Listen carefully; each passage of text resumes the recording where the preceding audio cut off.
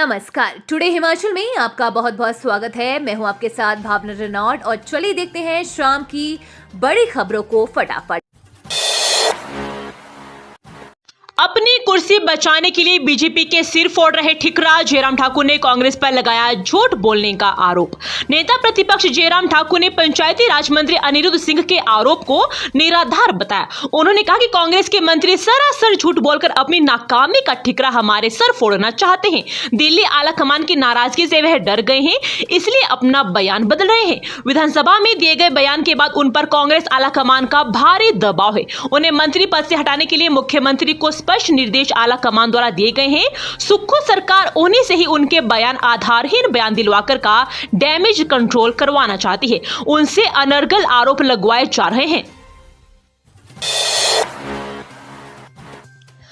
जोत मार्ग पर ब्रेक फेल होने से पलटी कार, 2 लोगों को आई चोटें। चंपा जोत मार्ग पर गोईनाला के पास वीरवार को एक कार अनियंत्रित होकर पहाड़ी से टकराने के बाद सड़क के बीचों बीच पलट गई। हादसे में कार सवार 2 लोगों को मामूली चोटें आई हैं। बताया जा रहा है कि कार की ब्रेक फेल हो गई है और इससे वह अनियंत्रित होकर सड़क में ही पलट गई। कार जोत से चंबा की तरफ आ रही थी। कार के गिरने की आवाज सुनकर आसपास के लोग भी मौके पर पहुंचे। सड़क से गुजर रहे अन्य वाहन चालकों की मदद से राहत एवं बचाव कार्य किया गया। गौरतलब है कि तीखी चढ़ाई होने की वजह से इस मार्ग पर आए दिन हादसे होते रहते हैं। हालांकि लोक निर्माण विभाग ने इस मार्ग पर जगह जगह चेतावनी बोर्ड लगाए हैं ताकि बाहर से आने वाले वाहन चालक मार्ग की स्थिति को देखकर सतर्क हो जाए।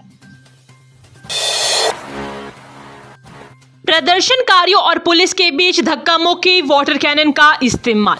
मंडी जिला में सकोटी पुल जेल रोड के पास अवैध मस्जिद के विरोध में हिंदू संगठनों का द्वारा जारी प्रदर्शन के द्वारा माहौल उस समय तनावपूर्ण हो गया जब प्रदर्शनकारियों और पुलिस के बीच धक्का मुक्की हो गई।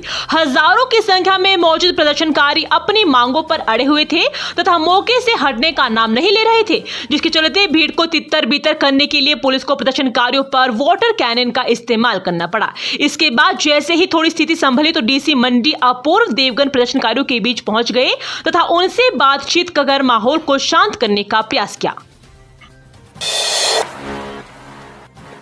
किन्नौर के ऊंचाई वाले क्षेत्रों में दूसरे दिन भी बर्फबारी, तापमान गिरा, 117 सड़कें बंद। हिमाचल प्रदेश के जनजातीय जिले किन्नौर के ऊंचाई वाले इलाकों में बर्फबारी का दौर जारी है। कल्पा, निचार और पूखंड के अधिकांश ऊंचे इलाकों में शुक्रवार सुबह भी बर्फबारी हुई। जिले के भारत तिब्बत सीमा के समीप नकदम, निथल, थाज खाना दुमती, रानीकंडा, किन्नौर के लाश, नाको के रियोपुरगिल, सांगला कंडा, रक्षम के शोशला पीक, बटसेरी की सीगन पहाड़ियों, भावा वैली की ऊंची चोटियों में बर्फबारी का सिलसिला जारी है। वहीं जिले के निचले इलाकों में सुबह से ही बारिश का दौर जारी है। हिमाचल विक्रमादित्य बोले, गुणवत्ता युक्त काम न करने पर ठेकेदार होंगे ब्लैकलिस्ट। लोक निर्माण मंत्री विक्रमादित्य सिंह ने कहा कि खराब प्रदर्शन करने वाले ठेकेदारों के विरुद्ध कड़ी कार्रवाई की जाएगी। निर्धारित समय और गुणवत्तापूर्ण काम न करने वाले ठेकेदारों को ब्लैकलिस्ट किया जाएगा। उन्होंने उच्च गुणवत्ता मानकों को पूरा करने वाले ठेकेदारों को और काम देकर पुरस्कृत करने की सिफारिश भी की। विक्रमादित्य सिंह ने ये बात लोक निर्माण विभाग के अधिकारियों की समीक्षा बैठक के दौरान कही। विक्रमादित्य सिंह ने कहा कि प्रदेश में प्रधानमंत्री ग्राम सड़क योजना 2 के तहत 100% तथा PMGSY 1 के तहत 99% कार्य पूरा कर लिया गया है। इसके अतिरिक्त वर्तमान में प्रदेश में नाबार्ड के तहत 337 परियोजनाएं चल रही है, जबकि शेष 15 परियोजनाओं को शीघ्र आवंटित कर दिया जाएगा। अब अफसरों के काम का 1 से 10 तक नंबर देकर होगा मूल्यांकन, कार्मिक विभाग ने लिया फैसला। प्रदेश में IAS समेत सभी प्रथम और द्वितीय श्रेणी के अफसरों के कामकाज को अब गुड, वेरी गुड के मानक पर नहीं आंका जाएगा। हिमाचल प्रदेश सरकार ने इस व्यवस्था को समाप्त कर दिया है। अब अधिकारियों के कामकाज को 1 से 10 तक के नंबरों से आंका जाएगा।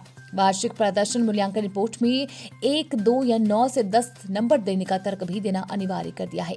वीरवार को कार्मिक विभाग ने राज्यपत्र में रिपोर्ट बनाने के लिए नियम अधिसूचित कर दिए हैं।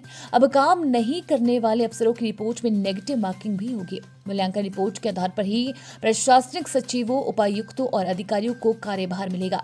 जवाबदेही और पारदर्शिता बढ़ाने के लिए अधिकारियों के कार्य परिणामों में बदलाव लाने को सरकार ने नियमों में संशोधन किया है। युक्तिकरण की तैयारी। हिमाचल के आईटीआई में जरूरत से अधिक तैनात शिक्षकों के होंगी तबादले। हिमाचल प्रदेश के औद्योगिक प्रशिक्षण संस्थानों में आवश्यकता से अधिक नियुक्त शिक्षकों के तबादले किए जाएंगे। तकनीकी शिक्षा विभाग ने शिक्षकों और गैर शिक्षकों के युक्तिकरण की तैयारी शुरू कर दी है। शहरों से सटे संस्थानों में विद्यार्थियों की संख्या के अनुपात से कई अधिक शिक्षक तैनात हैं। इन्हें शिक्षकों को अब अन्य संस्थानों में शिफ्ट किया जाएगा। कुछ आईटीआई मर्ज करने की भी तैयारी है। विद्यार्थी संख्या कम होने पर संस्थान भी मर्ज किए जा सकते हैं। प्रदेश में 152 आईटीआई है। तकनीकी शिक्षा मंत्री राजेश धर्माणी ने विभागीय अधिकारियों से इस माह के अंत तक इसको प्रस्ताव मांगा है। कर्मचारी नेताओं के खिलाफ विशेषाधिकार हनन प्रस्ताव पर 15 दिन में रिपोर्ट तलब। जाने पूरा मामला।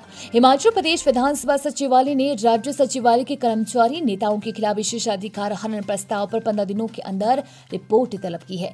ये कार्यवाही तकनीकी शिक्षा मंत्री राजेश धर्माणी की ओर से दी गई विशेषाधिकार हनन के प्रस्ताव पर की गई है। राज्य विधानसभा अध्यक्ष कुलदीप सिंह पठानिया के पास राजेश धर्माणी के विशेषाधिकार हनन की शिकायत के बाद राज्य सचिवालय प्रशासन के सचिव को इस संबंध में एक चिट्ठी भेजी गई है। इसके साथ धर्माणी की ओर से दिए गए प्रस्ताव की प्रति भी संलग्न की गई है। ये जांच रिपोर्ट विधानसभा अध्यक्ष को सौंपी जाएगी, वहीं इस पर अगला निर्णय लेंगे।